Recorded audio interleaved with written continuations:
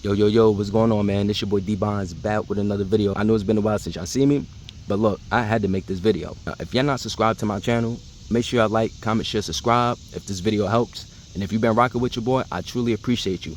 We're going to be talking about this Efurden 4,000 watt inverter generator. I used this plenty, maybe 4 or 5 times before I actually did this review, just to get my honest opinion on it. And I must say, this generator is really like that. I'm not gonna lie. If y'all been watching my shorts, I've been powering my whole RV with this generator.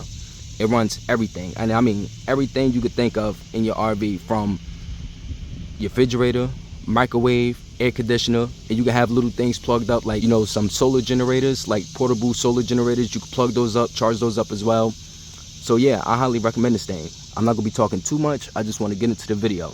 So we're gonna start by saying we already took it out the box, as y'all seen, and we got the generator. So let me break this thing down to y'all. And so look, you got your 30 amp plug, which you can use for your RV. I don't know if y'all can see it or not, but it does say recreational vehicle use only. So this is where your shore power would go. If you have a RV trailer camper, it'll power up your whole RV. And then you got your two 120 volt. You got your buttons for your overload, which is for these right here. And then you got the DC overload, which is this right here. This is your cigarette lighter. You got your on and off switch. You got your eco mode. Your eco mode is for if you wanted to run it a little bit more quieter. If you want a complex or something like that, you easily flip that bad boy on and it'll be a little more quieter. You have your reset button, so if anything overloads, you just push this button right here, it's gonna reset. You have your oil light, your light where something is wrong, and then you have the green where everything is running fine. Once you take this thing out the generator, you have to take your brackets off, which is right here. I already took it off. As y'all can see, the little hose right here. Took the brackets off right here, and there's also one in the back. You have your, where you put your oil, and then you have your oil drainer, which is right here. Now, it did come with a few items, which is for your oil. So you put it like this, so you won't spill it everywhere. It won't be a whole bunch of mess when you putting this thing up in there. And then it also came with this, which is for your spark plug, so you could, you know, torque it out a little bit, give it a smooth run. This is the oil that I use, the SAE 10W30, which is really good.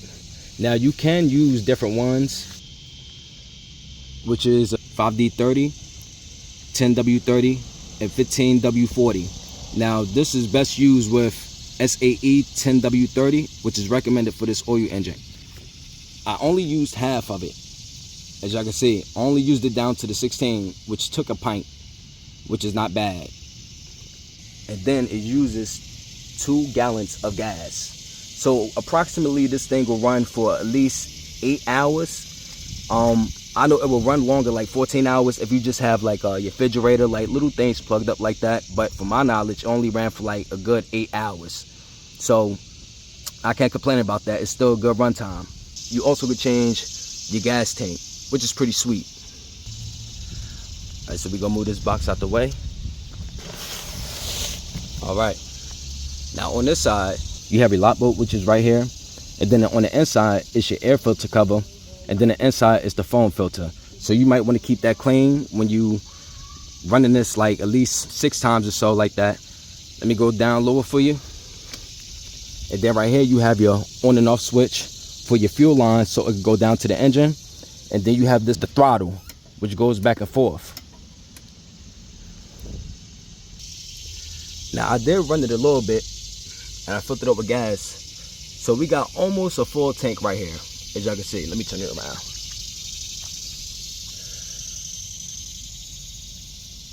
We almost on full. I ran it for at least like 20 minutes or so. And you got your gas cap right here. And this where your fuel will be going down to your line all the way down here. All the way to right here. We're gonna start this bad boy up, and we're gonna plug up my RV. Right, so let's remove this tank right here. Put this in a safe spot. Just put it right here. All right, now the first thing we're gonna do is cut this bad boy on. Now if you already had your generator running, it's no point in putting the throttle back in the off position, because if you put it in the off position, you're just going to be giving that little push and it's not going to work because it already been on. That's why I messed up at. So once again, I did push that on. Come on the side right here. Now my fuel tank is off. As y'all can see, I'm going to switch that on. Now this throttle, you got your on and off position. We're going to have this in the off. Not on, but off, because it hasn't been on all night. So we're gonna get this bad boy a pump, and then we're gonna plug my RV up with the 30 amp. Oh yeah, before I start it up, I do want to put the eco mode switch on position, and it also saves a little gas. So let's start this bad boy up. I already turned my fuel line to the on position. You're gonna want to push it slowly to the on position. Don't rush it, but take your time so it can catch. All right, so here we go. And it pulls real easy too. That's what I like about this thing. It pulls real easy. See that? Very easy. Now your throttle.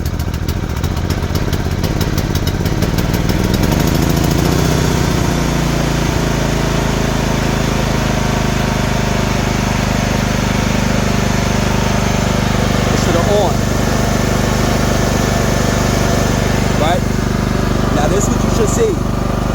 It's ready to go. Alright, now we're gonna plug the RV 30 amp into this socket right here. Alright, now I know it's kind of loud, but we got the 30 amp plug, and we're gonna plug it in here.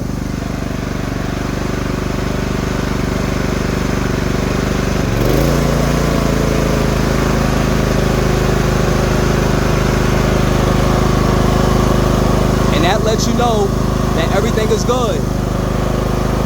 The oil light and this ain't on, so you're definitely good to go. Let's go inside now. All right, y'all, so the first thing I want to show y'all is this right here. It'll show you that it is plugged up. When you do plug this up, you do want to make sure your fuse box, everything is on.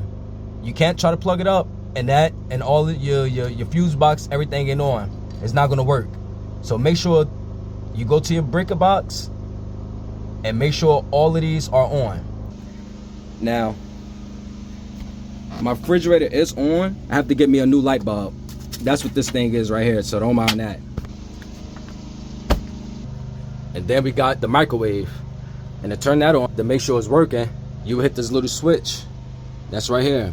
So I'm gonna just turn it on for y'all, just show y'all it works. That works. Open it up. It works. Y'all see that? Now let's try the AC. Alright, so y'all go ahead, the AC cut on. Let's turn this baby on.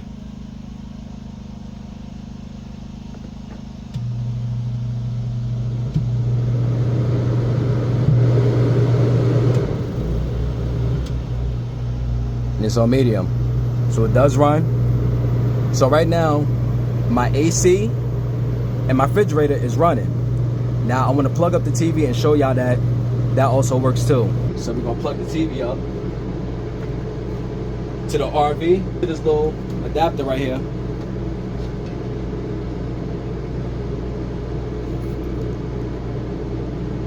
Just turn it on. Give it a second. There we go. So right now, it's running my AC, my refrigerator. As y'all seen, the microwave was working, and it runs all of this stuff in here, and it makes it very comfortable. Let me try to go to the menu. There we go. Watch your little TV. Now, outside your RV, you could use your outages outside, which is different from your regular plugs from the inside. Let's go to the bedroom. I'm gonna show y'all that it's on. Now it's a little bright in here, but I'm gonna put my hand over this so y'all can see that this thing is on. Y'all can see it? So y'all know this thing will work. So that's a good thing. That's how you know it's working. And once again, the test, it is on. This joint is so sweet. It can charge your battery, your engine battery as well. It depends on how your wires are connected. And the way my wires are connected, it charges my housing battery, and it also charges my engine battery. Because before, it was on low, full, and then it'll go to great, and then once it's done, it'll go to complete.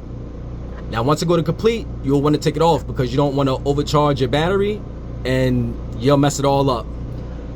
My gas, my propane tank looks great. My fresh water, it needs more fresh water. My holder tank, it needs to be emptied. And my gray tank, it's only 1/3. So we're okay for right now. But I am going to empty my holding tank, which is like your waste for the bathroom and things like that. And your gray tank is for your kitchen and your shower. So we're going to go back outside and see how it's holding up.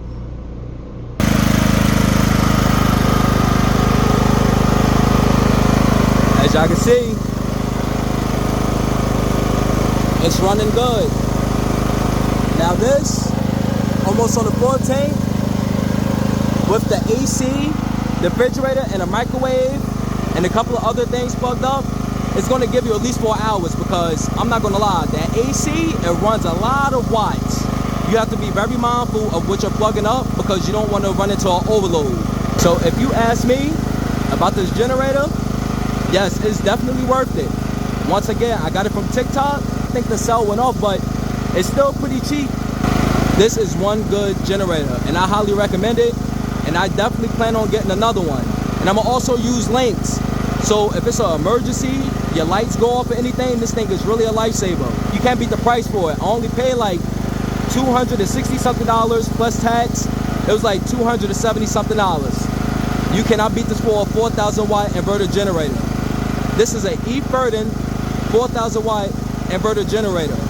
If y'all like this video, make sure y'all like, comment, share, subscribe to the channel. Give it a thumbs up. I'm gonna be coming back to y'all with more videos on other ways how I power my RV and what I use for extra power in my RV. So once again, thank y'all. I'll see y'all in the next video.